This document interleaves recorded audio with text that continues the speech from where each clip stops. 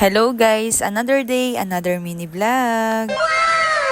Pumunta nga pala kami ng Zambales kaya mahaba-haba yung vlog ko ngayon and bago ang lahat, ito muna yung ganap namin. 8 PM nga pala kami umalis ng bahay para bumiyahe. Dahil nasa biyahe kami, puro daan lang talaga yung mabibidyo ko and habang nasa biyahe din, nakatulog din kami. Pagkagising ko, malapit na kami sa Olongapo kaya naibidyo ko pa no. Pagdating dito sa Subic, nag-stop kami sa may 7-Eleven para bumili ng pagkain. Hindi naman kami nagugutom dahil kumain naman kami bago kami umalis pero gusto lang namin kumain. Haba din talaga kasi yung biyahe namin kaya kahit papano nag-stop kami para mapahinga din naman yung driver. Dito na lang din pala kami sa may 7-Eleven kumain para hindi na kami magkalat sa may sasakyan. Maan lang din kami sa may gas station na may CR para makiihi. Para dire-diretso na yung biyahe namin. Dahil gabi naman yung biyahe namin at walang traffic, mabilis lang din kaming nakarating sa may Iba, Zambales. Yung mama nga pala ni Ren, taga dito, yung mother-in-law ko. Meron din bahay dito sila rin kaya madalas talaga nagpupunta kami dito. Pagdating namin dito, kumain ulit kami, pinagluto kami ni Tita Marlene. Pagdating namin dito, alam ko gising pa sila, hinintay talaga nila kami. Tapos namin kumain, natulog na din kami dahil anong oras na. Ito naman yung ganap kinabukasan dahil birthday ng anak ni Ate Jing. Ito nga pala yung mga handa nila, so binidyo ko yan. Ito gagawin tong palitaw. Itong palitaw na to, alam ko lalagyan to ng gata. Hindi ko alam yung exact na tawag,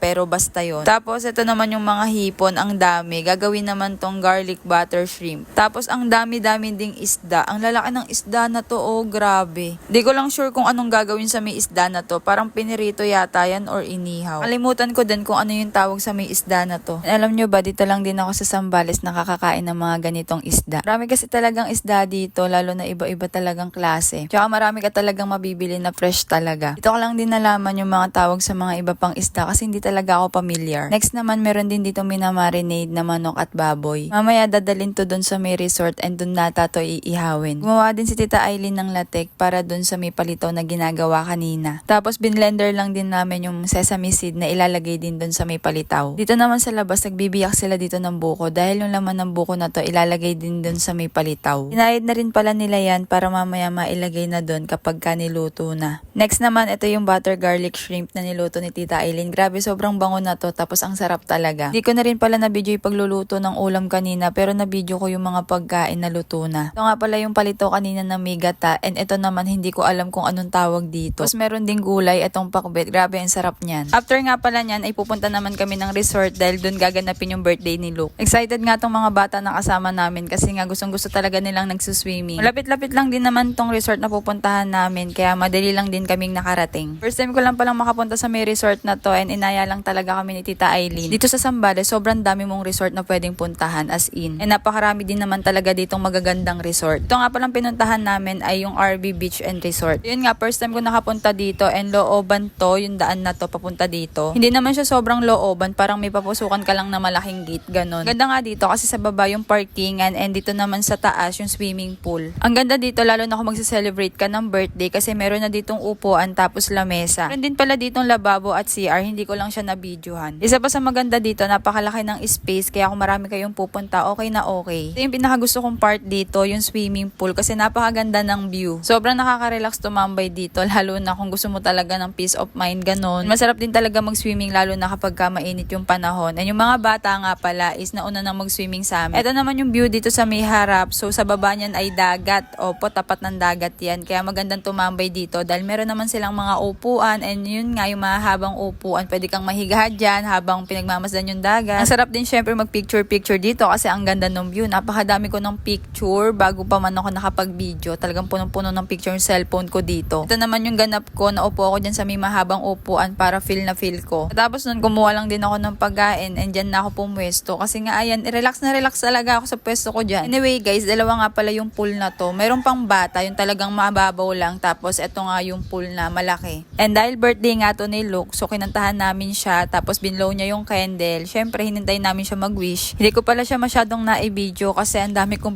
binibidyong iba, pero ayun, nahihiya din naman siya. Ayaw niya magpa-video sa akin. Anyway, happy birthday look, and nag-enjoy talaga kami ng sobra dito. After nga pala niyan, back to swimming na yung mga kids, and yung iba pa, nag-swimming din. Kami naman, nagpunta kami dito sa baba kasi mag-iihaw kami dito mamaya ng liempo, ng baboy, tsaka ng manok. Hindi ka rin palang tumambay dito kasi maluwang pa yung space dito sa baba. And ganito yung view, grabe, ang ganda din dito. Tapos ito na nga yung ganap namin sa pag-iihaw. Medyo marami-rami to, and ayaw pa magsindi nung uling, ang tagal namin pinapabaga. Pero nung nakapagsalang naman na kami, mabilis na lang din naman, kaya naluto din agad. Pinakakatakam, busog pa ako dyan, pero parang gusto ko ulit kumain kasi ang bango nung mga inihaw namin. Kaya rin namin mag-ihaw, umakyat na rin kami dun sa taas, and meron palang daan dito sa gilid, hindi namin alam. So umiikot pa kami sa kabilang hagdan. Shout out din pala kay Ate Isang tsaka kay Almond, yung anak niya. So sila na lang yata yung nagsuswimming dyan. Parang sinawaan na yung mga bata. Dahil napakadami nilang dalang foods, kumain ulit kami. Parang ilang beses kaming umulit-ulit kumain dyan. Ang dami talaga, tas ang daming puto. Ang sarap ng mga puto. Pero hindi ko pala na-videohan. Ito din pala yung mga pinsan ni Ren, yung mga tita niya, yung lola niya. So sinabi ko sa kanila na mag-vlog ako dito. So hello po sa inyong lahat. So yun lang guys, thank you for watching.